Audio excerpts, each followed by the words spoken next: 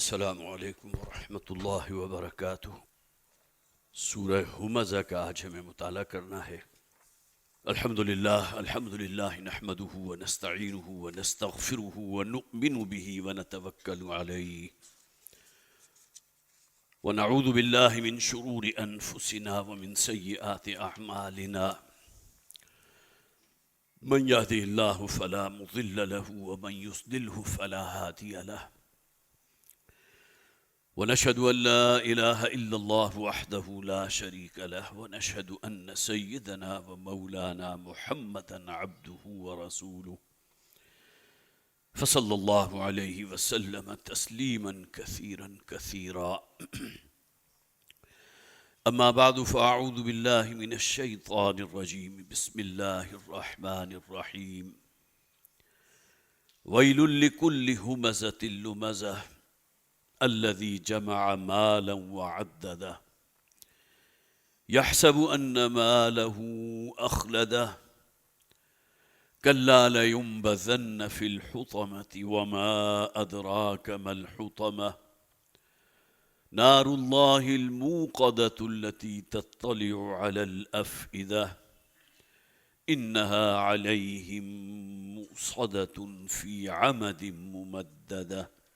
صدق اللہ العظیم. رب اشرح لي صدری ويسر لي امری واحلل عقدة من لسانی يفقهوا قولی.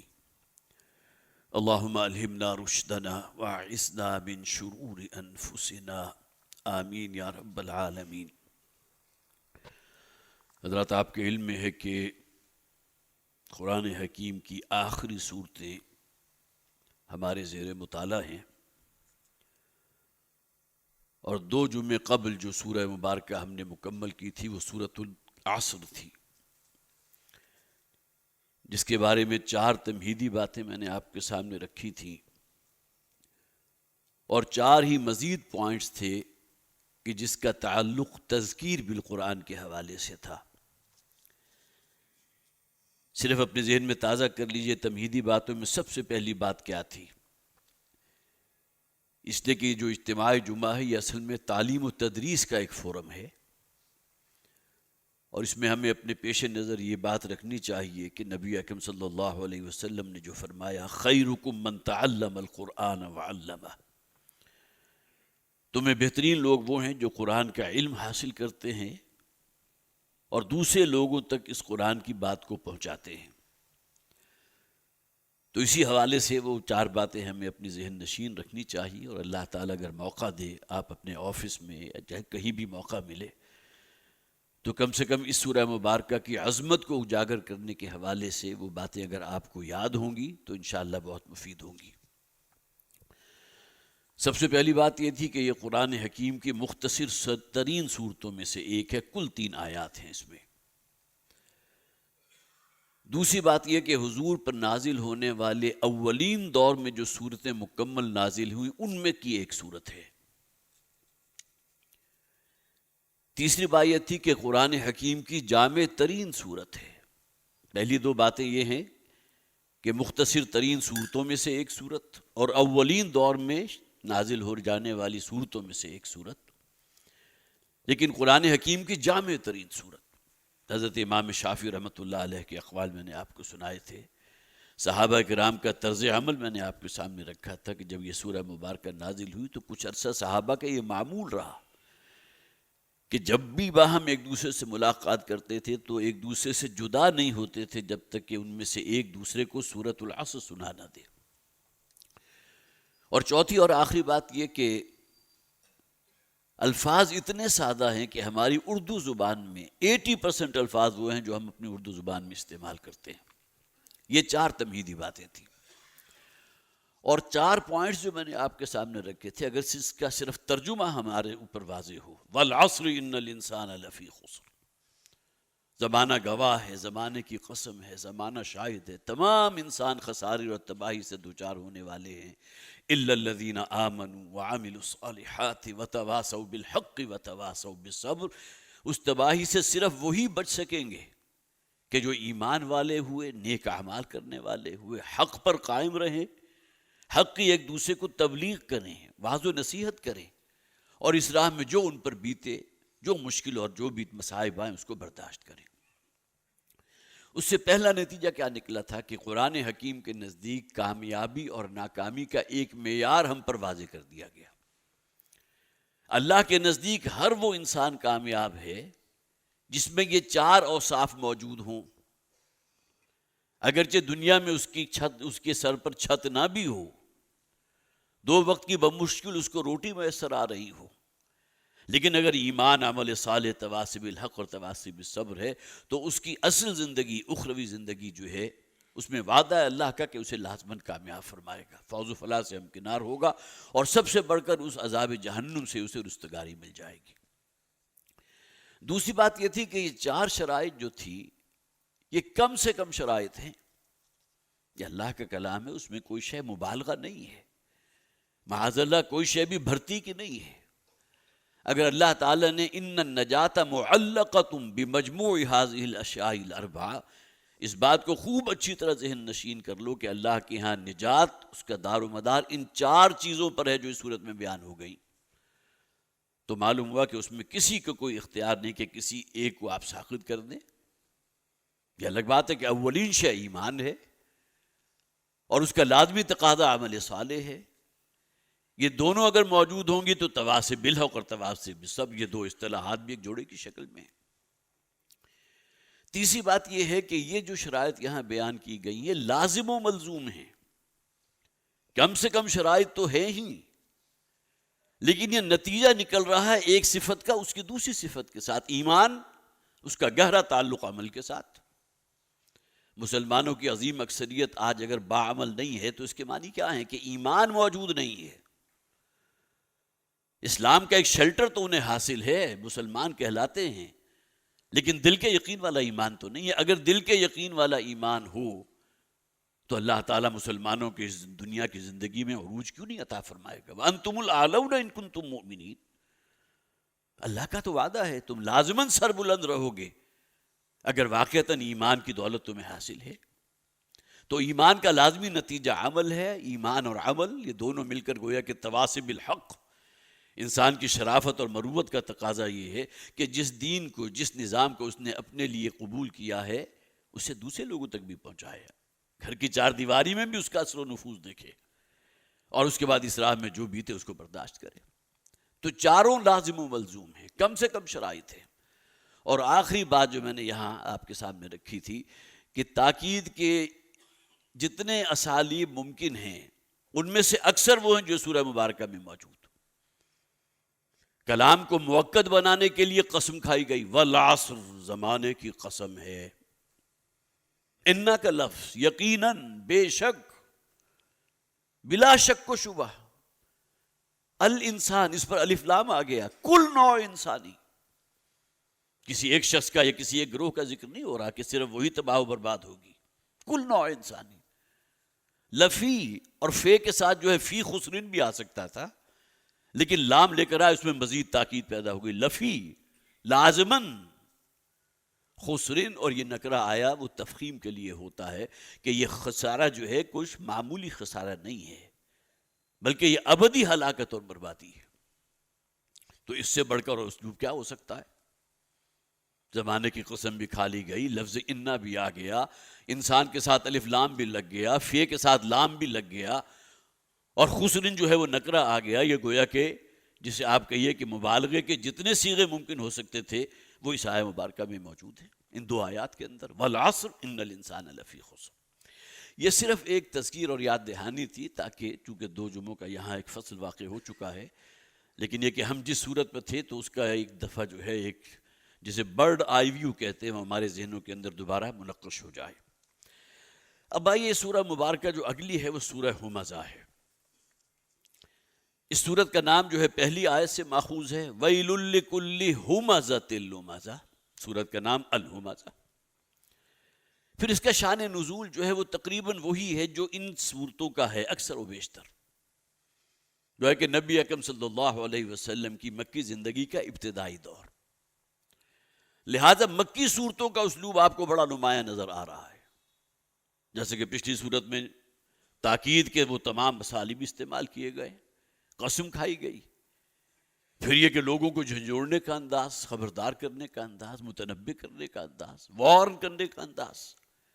گویا کہ نیند کے ماتے ہیں جو گہری نیند سوئے ہوئے ہیں، انہیں جھنجھوڑ کر جو ہے وہ بیدار کیا جا رہا ہے. جیسا کہ مولانا حالی نے فرمایا تھا نا، اکثر و بیشتر یہی شعر میری زبان پر آ جاتا ہے کہ جس میں فرمایا وہ بجلی کا کڑکا تھا یا صوت ہادی، عرب کی زمین جس نے ساری ہلا دی. یہ ابتدائی صورتیں ہیں کہ جنہوں نے گویا کہ اس زمین کو ایک دفعہ ہلا مارا تھا، لوگوں کو ہلا مارا تھا. تو وہی انداز جو اس سورہ مبارکہ میں آپ کو نظر آئے گا. آغاز بھی ہو رہا ہے اس اصطلاح کے ساتھ کہ جس کا اگر میں ترجمہ کروں اور پھر یہ کہ اس کی جو تفصیل احادیث میں آئی ہے تو انسان کے اوپر کبھی کبھی طاری ہوتی ہے. اب آئیے اس کی سب سے پہلی آیت، وَيْلٌ لِّكُلِّ ہُمَزَةٍ لُمَزَةٍ. سب سے پہلا لفظ ہے ویل. ویل کے معنی کیا ہیں؟ تباہی، ہلاکت، بربادی، بہت بڑا نقصان. اس سے پہلے سورۃ العصر میں خسرین کے الفاظ ہم نے پڑھے، اس سے بھی تقریباً یہی مراد تھی جس پر قسم کھائی گئی، وَالْعَصْرِ إِنَّ الْإِنسَانَ لَفِي خُسْرٍ. مقسم علیہ تو وہی ہے نا. یہاں ویل کے الفاظ آئے. اور اس بات کو نوٹ کیجئے کہ صحیح احادیث میں نبی اکرم صلی اللہ علیہ وسلم نے اپنے فرمان مبارک میں یہ بھی فرمایا کہ ویل جہنم کی ایک وادی کا نام بھی ہے جس سے خود جہنم بھی پناہ مانگتی ہے. اول تو جہنم کی غلظت، اس کی شدت، قرآن حکیم کی آیات جو ہیں اسے پڑھیں تو انسان لرز جاتا ہے. یوم یجعل الولدان شیبا، وہ تو قیامت کا ذکر ہو گیا نا، جس کی غلظت اور شدت اتنی ہوگی کہ جو بچوں کو بوڑھا کر دے. اور پھر جہاں جہنم کی آیات ہیں اور اس کا نقشہ کھینچا گیا اور اس کے اندر گویا کہ جو انداز ہے قرآن حکیم میں واقعتاً انسان کو لرزا دینے والا انداز ہے. تو ویل جہنم کی وہ وادی جس سے خود جہنم بھی پناہ مانگتے. اب نوٹ کیجئے جہنم کے لیے قرآن حکیم میں بہت سی اصطلاحات استعمال ہوئی ہیں. جیسا کہ ابھی یہ لفظ ویل تباہی اور بربادی اس کا ترجمہ ہے، لیکن جہنم کی ایک وادی کا نام بھی ہے. اسی طرح حاویہ، سورہ قاریہ کی جو آخری آیت کیا تھی؟ نارن حامیہ. اس سے پہلے کہ وہ جو ہے اس کو جھونکا جائے گا حاویہ میں. لا لَيُنبَذَنَّ فِي الْحُطَمَةِ. حطمہ کے الفاظ اسی صورت میں آ جائیں گے. پیس ڈالنے والی، چورا چورا کر دینے والی، کچوبر نکال دینے والی. جہنم کے لیے یہ الفاظ ہیں. اسی طرح سقر بھی جہنم کی ایک وادی کا نام ہے جس کا ذکر غالباً سورہ مدثر میں ہے کہ ہم ان لوگوں سے اسلیہ سقر وما ادراک ما سقر لا تبقی ولا تذر لواحۃ للبشر علیہا 19.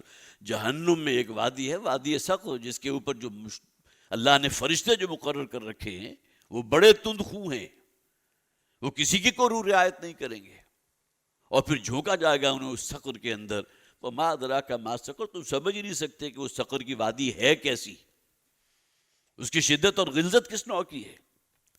تو سقر کا لفظ بھی قرآن حکیم میں آیا جہنم کے لیے. اسی طرح کلا انہا لظا نزاعۃ للشویٰ، چمٹ جانے والی. گویا کہ عذاب کی وہ شدت کہ جو اس سے انسان کسی طرح بچ ہی نہ سکے. اس لیے کہ آپ کو معلوم ہے کہ بعض وہ خواتین کے جو کہیں اپنے کچن میں کام کر رہی ہوں اور انہوں نے نائلون کے کپڑے پہنے ہوئے ہوں اور کہیں آگ کا شعلہ جو ہے ان کے کپڑوں کو اپنی لپیٹ میں لے لے تو وہ کپڑے جسم کے ساتھ چمٹ جاتے ہیں. پھر گویا کہ اگر آپ اس کو الگ کرنے کی بھی کوشش کریں گے تو اپنے ساتھ کھال بھی لے کر آئیں گے اور نیچے جو ریڈ ماس ہوتا ہے انسان کا وہ سامنے نظر آ جاتا ہے. تو کلا انہا لظا، وہ جہنم جو ہے وہ چمٹ جانے والی شے ہے. لواحۃ للبشر، انسان کی جو چمڑی ہے، اس کے جو کھال ہے، اس کو ادھیڑ دینے والی. یہ تمام الفاظ قرآن حکیم میں جہنم کے لیے استعمال ہوئے. اگر یہ اللہ کا کلام ہے اور اس میں کوئی مبالغہ نہیں ہے تو واقعہ یہ ہے کہ ہم ان تمام باتوں کو مانتے ہیں، تسلیم کرتے ہیں. اور اس کے باوجود اگر ہمارے اندر جہنم سے بچنے کا کوئی جذبہ اور وہ ہماری سمت وہ نہیں ہے جو ہمیں جہنم سے بچا لے، تو ظاہر ہے پھر اللہ کے ہاں ہمارے پاس پیش کرنے کے لیے کوئی عذر باقی نہیں ہوگا. تو ویل لکل ہمزۃ لمزہ، تباہی اور ہلاکت اور بربادی ہے ہر اس شخص کے لیے کہ جو ہمزہ اور لمزہ ہے. دیکھیے ہا میم اور زا یہ مادہ عربی زبان میں آتا ہے، جو اس کا لغت کے اندر جو ترجمہ ہے، کسی کو کوئی شے چبھو دینا، وہ کہ کسی کو آپ نے پنکچر کر دیا ہے، کسی کو جو ہے آپ نے اس کو ایسی شے جو ہے وہ چبھوئی ہے کہ جو اس کے اندر پرک کر گئی ہے۔ اب یہاں جو الفاظ استعمال ہوئے ہمز، ایسی باتیں کہ جو انسان کے دل میں پیوست ہو جائیں۔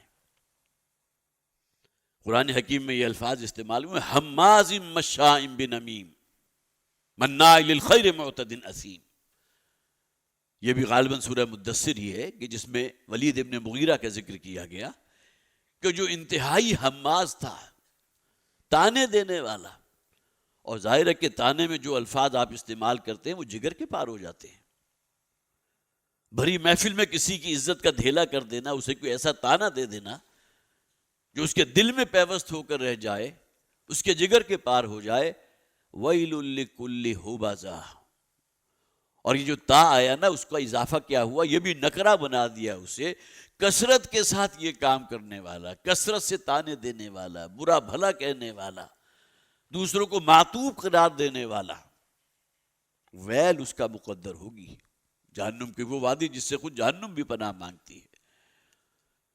ہا میم زا اس مادے میں آتا ہے، اس مفہوم میں، اور لام میم زا بھی استعمال ہوتا ہے۔ اکثر و بیشتر مفسرین نے دونوں کو ایک دوسرے کا ہم معنی قرار دیا ہے، لیکن اس میں ایک باریک سا فرق ہے کہ ایک تانا ہوتا ہے جو کسی کو رو در رو دیا جاتا ہے، دوسروں کی موجودگی میں دیا جاتا ہے، اور ایک ہے جسے آپ عیب جوئی کہتے ہیں، جسے چغلی کہتے ہیں، جسے غیبت کہتے ہیں، جو کسی شخص کی عدم موجودگی میں اس کے لیے برے اور مناسب الفاظ آپ استعمال کریں۔ تو یہ ویل کی جو نوید دی گئی یہ دونوں کے لیے ہے۔ تانا دینے والا جو رو در رو یہ کام کر رہا ہے، اور دوسرے کسی کے عدم موجودگی میں کسی کے پیٹھ پیچھے اس کی برائی بیان کرنے والا جسے ہم غیبت کہتے ہیں۔ وَيْلٌ لِكُلِّ هُمَزَةٍ لُمَزَةٍ الَّذِي جَمَعَ مَالًا وَعَدَّدَهُ۔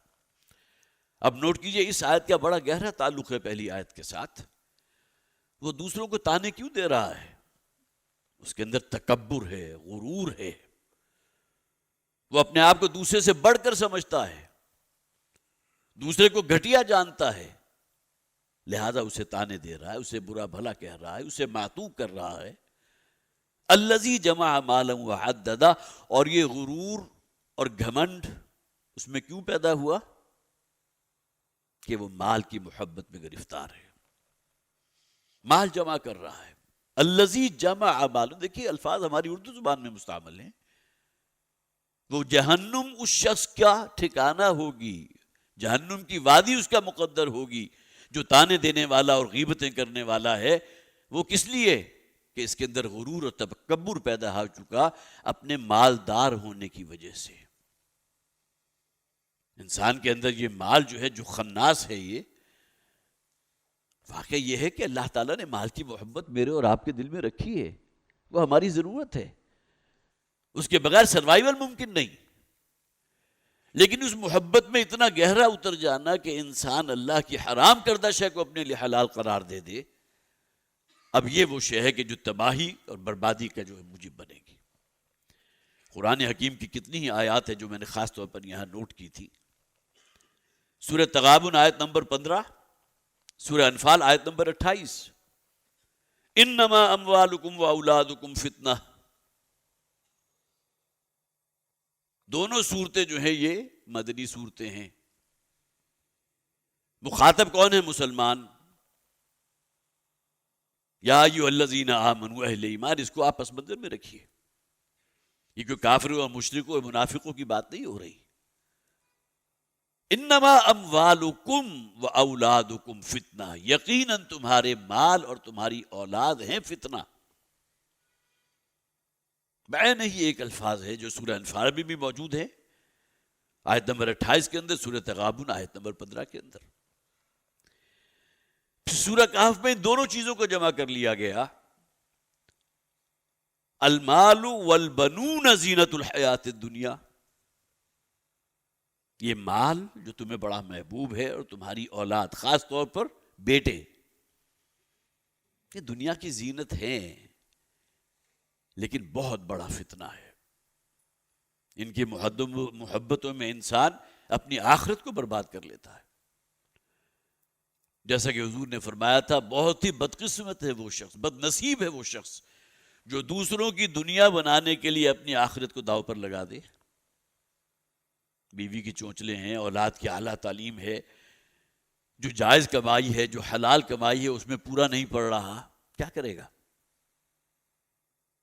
وہ ایمبیشنز ہیں نا جو انسان کو حرام تک لے کر جائیں گی. تو المال والبنون زینت الحیات الدنیا، یہ مال اور اولاد، خاص طور پر بیٹے، یہ دنیا کی زینت ہے. لیکن فتنہ تو آزمائش کو کہتے ہیں نا، اسی پر پرکھ لیے جاؤ گے. اسی طرح نوٹ کیجئے سورہ منافقون میں فرمایا گیا، سیکنڈ لاسٹ آیت ہے غالباً، یا ایھا الذین آمنوا لا تلہکم اموالکم ولا اولادکم عن ذکر اللہ. مال اور اولاد دونوں وہاں بھی جمع ہو گئے. اے مسلمانوں، یہ تمہارے مال اور تمہاری اولاد تمہیں اللہ کی یاد سے غافل نہ کر دیں. اگر اللہ تمہارے دل سے نکل گیا اور اس کی رضا تمہارا مقصود نہ رہی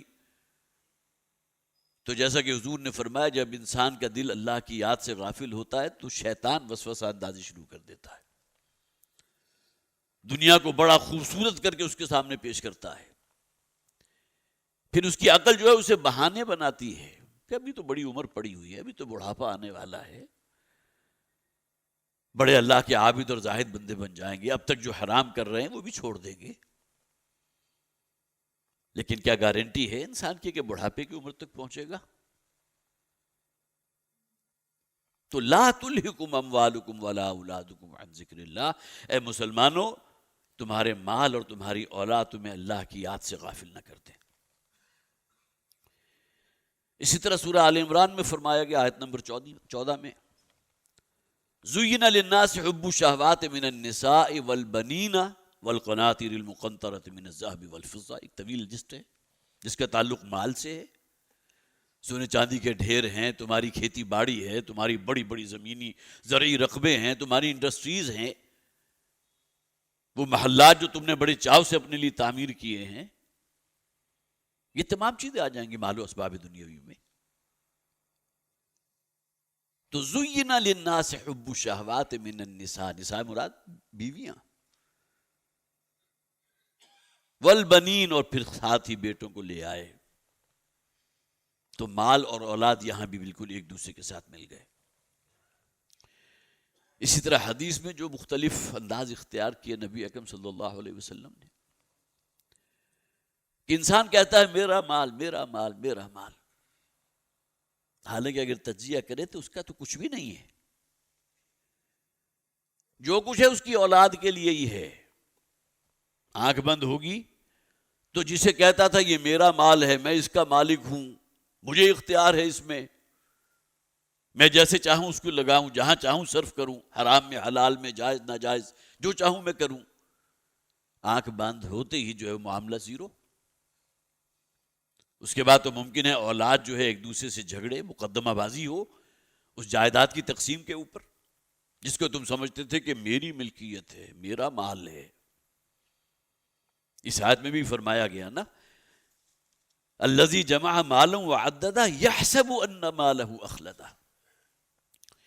انسان کو یہ دھوکہ لگ جاتا ہے کہ شاید اس کا مال اسے ہمیشگی والی زندگی عطا کر دے گا. ظاہر ہے کہ جتنا وہ مال کے اعتبار سے جتنا زیادہ مال اس کے پاس ہوگا اتنی اس کی توقعات اور بڑھیں گی، موت کے تصور کو اپنے سے دور رکھے گا، اور گویا کہ اس کا مال ہے جو اسے شاید خلود والی زندگی عطا کر دے. موت کے تصور سے تو انسان بھاگتا ہے نا، جیسا کہ فرمایا گیا کہ وہ موت کے جس سے تم راہ فرار اختیار کرتے ہو، ایک دن وہ تمہارے سامنے کھڑی ہوگی، تمہارے سر پر مسلط ہوگی، پھر کوئی طاقت ایسی نہیں ہوگی کہ جو اللہ کے متعین کیے ہوئے اس اجل کو ٹال سکے. لا یستاخرون ساعۃ ولا یستقدمون، نہ تو ایک ساعت جو ہے اس میں کوئی تقدیم ہو سکتی ہے نہ تاخیر ہو سکتی ہے. تو الذی جمع مالا وعددہ، وہ شخص کے جس نے مال کو جمع کیا، سید سید کر رکھا، وعددا، اور اس کو گنتی کرتا رہا، روزانہ کی بنیاد پر اس کو گن رہا ہے۔ اب تو چونکہ بینک بیلنس ہوتی ہے، وہ شیٹ آپ کے سامنے آ جاتی ہے، تو لہٰذا وہ تگ و دو کرنی نہیں پڑتی، لیکن پہلے زمانے میں جب یہ چیزیں نہیں ہوا کرتی تو ظاہر ہے کہ گنتی ایک ہی شے تھی نا، کہ جس سے وہ اپنے آپ کو اسس کرتا تھا، میں کہاں پہنچ گیا، کل کیا تھا، اب کیا ہوں۔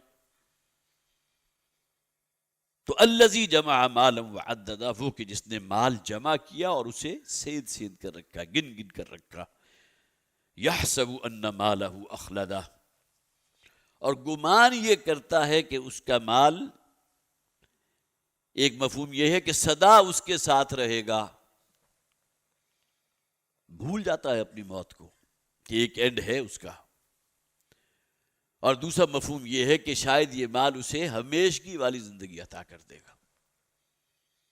اب وہ شخص اور مال لازم و ملزوم ہیں، جبکہ ایسا نہیں ہے۔ جیسے ہی اس شخص کی موت واقع ہوگی تو وہ مال اس کا نہیں ہے، جیسا کہ حضور نے فرمایا نا کہ انسان کے اعزا و اقارب، اس کے رشتہ دار، اس کے بال بچے جو ہیں، وہ قبر تک تو اس کے ساتھ جاتے ہیں، اور وہاں سے دو چیزیں واپس لوٹ آتی ہیں۔ مردے کو دفنا کر فارغ ہوئے، اب اسے آگے اپنا سوال جواب فیس کرنا ہے، لیکن وہاں سے دو چیزیں واپس کون سی آ گئی؟ اب اس کا نام نہیں ہے، اب میت کا نام ہے۔ میت کو ادھر رکھ دیں، میت کو یہ کر دیں، میت کو آگے لے آئیں، سب سے پہلے اس کی آئیڈینٹی، اس کا نام اس سے چھن گیا۔ پھر وہ مال و دولت اب اس کے کس کام کی؟ جیسا کہ نقشہ کھینچا گیا نا، جب جہنم کو اپنے سامنے دیکھیں گے تو اس وقت چیخ اٹھیں گے، پکار اٹھیں گے کہ لولا اخرتنی الی اجل قریب، اے پروردگار کچھ مجھے مہلت اور دے دے، یہ موت کا اس وقت جو فرشتہ میری روح قبض کرنے کے لیے تو نے بھیجا ہے اس کو ذرا مؤخر کر دے۔ لَأَصَّدَّقَنَّ وَلَأَكُونَنَّ مِنَ الشَّاكِرِينَ یا من الصادقین کے الفاظ ہیں، میں جو کچھ تو نے دیا سب کچھ صدقہ و خیرات کر دوں گا۔ لیکن یہ اللہ کی سنت نہیں ہے، اب یہ ہونے والا نہیں، جو وقت متعین ہے وہ آ کر رہے گا۔ تو یہ تین آیات، وَيْلٌ لِكُلِّ هُمَزَةٍ لُمَزَةٍ الَّذِي جَمَعَ مَالًا وَعَدَّدَهُ یحسب ان مالہ اخلدہ، اللہ تعالی ہمارے اندر مال کی محبت کو کم فرمائے، اور جو بھی ہم کما رہے ہیں اللہ تعالی ہمیں توفیق دے، کہیں اس میں کوئی حرام کی آمیزش نہ ہو جائے۔ اس لیے کہ احادیث اس کے اوپر سب سے بڑی گواہ ہیں کہ انسان کی اگر کمائی میں حرام شامل ہو گیا تو اس کی نہ نماز قبول ہوگی، نہ اس کا روزہ قبول ہوگا، نہ اس کا صدقہ و خیرات قبول ہوگا۔ ہدیہ کہ اگر اس مال سے وہ حج کر رہا ہے تو حج بھی جو ہے اس کا رد کر دیا جائے گا۔ تو اس حوالے سے ہمیں بہت ہی محتاط ہونا چاہیے، اس لیے کہ وہ آیات جو ابھی میں نے آپ کے سامنے رکھی ہے، اصل فتنہ تو مال ہے، انسان کی جو محبتوں کا مرکز بن جاتا ہے۔ اللہ تعالیٰ مجھے اور آپ کو توفیق عطا فرمائے کہ قرآن کے حکیم کی روشنی میں ہم اپنے لیے وہ رستہ منتخب کر سکیں جو ہمیں آخرت میں نجات تک پہنچا دے۔ بارک اللہ لی ولکم فی القرآن العظیم ونفعنی وإیاکم بالآیات والذکر الحکیم۔ حضرات، یہ پریس ریلیز جو ہماری تنظیم اسلامی کی طرف سے جاری کی جاتی ہے اس کی عبارت میں پڑھ رہا ہوں، اس میں کچھ میں نے اختصار سے بھی کام لیا ہے کہ ملک میں داخلی سطح پر امن کو ترجیح اول حاصل ہونی چاہیے۔ اس لیے کہ بہرحال تحریک طالبان پاکستان کے حوالے سے جو بھی باتیں جو ہے عام طور پر آتی رہی ہیں کہ جس میں فتویٰ و فساد بھی ہے، اور اس میں بہت سے ایسی چیزیں جس میں وہ خود کلیم کرتے تھے کہ یہ معاملہ ہماری طرف سے ہوا ہے، تو اس میں ایک پیش رفت ہوئی ہے، اور وہ معاملہ افغانستان میں کچھ مذاکرات ہوئے ہیں، یہ جسے آپ TTP کہتے ہیں، تحریک طالبان پاکستان، اس کے اور پاکستان کے جو بھی ریاست ہے اس کے جو لوگ ہیں ان کے درمیان، اسی پس منظر میں یہ ہے۔ تنظیم اسلامی کے امیر شجاع الدین شیخ صاحب نے کہا ہے کہ حکومت نے تحریک طالبان پاکستان TTP سے مذاکرات کا آغاز کر دیا ہے۔ TTP پر چونکہ پرامن شہریوں اور معصوم بچوں کو شہید کرنے کا الزام بھی ہے، لہٰذا حکومت اور حکومتی اداروں کو ان مذاکرات میں بڑی احتیاط اور حکمت سے کام لینا ہوگا، اور جن شہریوں اور لوگوں کے اعزاء و اقارب و معصوم بچے شہید ہوئے ہیں ان کے جذبات کا خیال بھی رکھنا ہوگا۔ گویا کہ بیلنس بہت ضروری ہے۔ TTP کو کھلے عام ان متاثرین سے معافی مانگنا ہوگی اور آئندہ کے لیے ضمانت فراہم کرنا ہوگی کہ وہ خود یا ان کا کوئی بھی گروپ کسی بھی متشددانہ کارروائی میں کبھی ملوث نہیں ہوگا اور نہ کبھی کسی بیرونی قوت سے کسی قسم کا رابطہ رکھے گا۔ بہرحال پیچھے اصل میں ڈور ہلانے والی تو دوسری قوتیں ہوتی ہیں نا، خواہ وہ راہ ہو، موساد ہو یا کچھ اور چیزیں ہیں، اور ایسی چیزیں ہوتی ہیں کہ جس کے اوپر یہ کام کر رہے ہوتے ہیں۔ انہوں نے کہا کہ انصاف کا تقاضا یہ ہے کہ حکومتی ادارے بھی ماضی میں اپنی طرف سے ہونے والی زیادتیوں پر اظہار تأسف لازماً کریں۔ انہوں نے کہا کہ حکومتی اعلان کے مطابق ٹی ٹی پی سے یہ مذاکرات افغانستان میں ہوئے ہیں اور افغان طالبان نے ان مذاکرات میں بڑا مثبت رول ادا کیا ہے۔ ہم پاکستان میں قیام امن کے حوالے سے افغان طالبان کے اس رول پر ان کے شکر گزار ہیں۔ بارک اللہ لی و لکم فی القرآن العظیم و نفعنی و ایاکم بالآیات و ذکر الحکیم و ذکر الحکیم و ذکر الحکیم۔